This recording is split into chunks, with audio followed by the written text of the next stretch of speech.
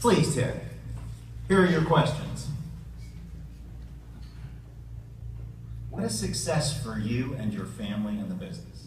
Well, the first thing I wanted to joke, who was that old guy that you had on the screen? I sure don't feel as old as that guy looks. So, for sure.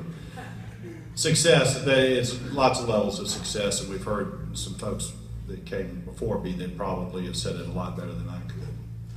And I'm certainly honored to be in such an esteemed group and with such an esteemed gathering. I think that success for us, outside of the fact that I've got my lovely family, my wife, my cousins, their spouses, we get along, we have harmony. That is such an important thing for us. We spend a lot of time out on the back porch talking about things, working out things where we can make the hard decisions ahead of when we need to make the hard decisions. So we can make those decisions without too much emotion involved. But from a company point of view, when I drive around Atlanta and the southeastern United States and I see the projects that we've built and I see the enjoyment that people have in the buildings that we've constructed, I realize that being a construction company has left the southeastern United States a better place than we found it. And you can do that in the construction business. And we've been able to do that as a company. We've been honored and blessed to be able to do that. So, remarkable words. You really answered two of the other questions, so I'm just going to jump to the final one. You can go and talk about anything you want, but here's the question from which to jump off. Looking back, what's the one thing you wish you knew about family business before you got started?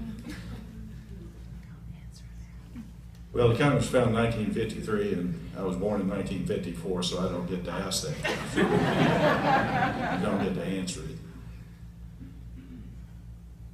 Being raised as a kid in a family business, my dad was a tough World War II vet. He's a great man. My mother was a tough war nurse.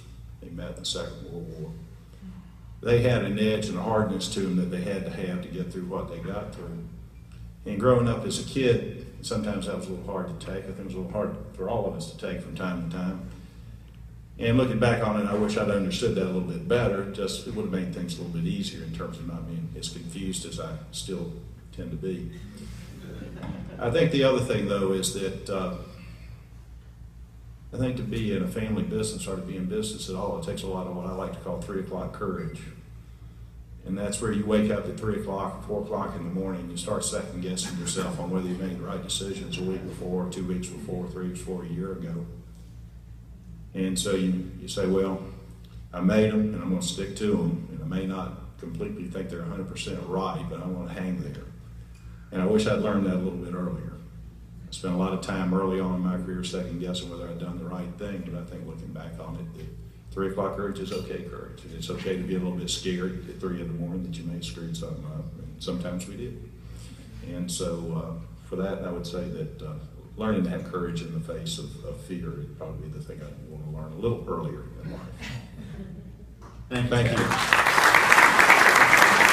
Congratulations.